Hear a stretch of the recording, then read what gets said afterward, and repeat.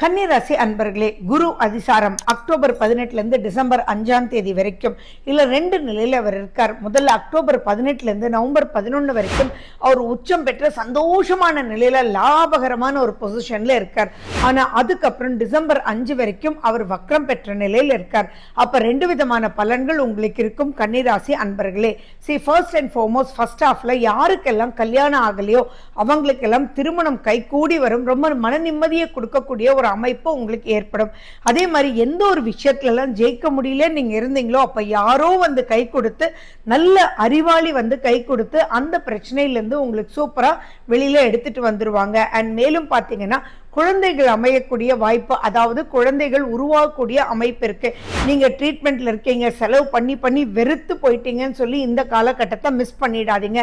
நீங்க இருக்கக்கூடிய உப்பு முயற்சி வந்து அவ்வளவு உங்களுக்கு ரிசல்ட்ஸ் கொடுக்கக்கூடிய வகையில் இருக்கும். குழந்தைங்களுக்காக நீங்க செய்யக்கூடிய அனைத்து விஷயங்களும் உங்களுக்கு ரொம்ப பாசிட்டிவா இருக்குன்றதுல எந்த விதமான ஒரு டவுட்டுமே இல்லை. ஸோ ஃபர்ஸ்ட் ஆஃப் வந்து ரொம்ப லாபகரம். ஆனா நவம்பர் 11 நீங்க கொஞ்சம் எச்சரிக்கையா இருக்கணும்.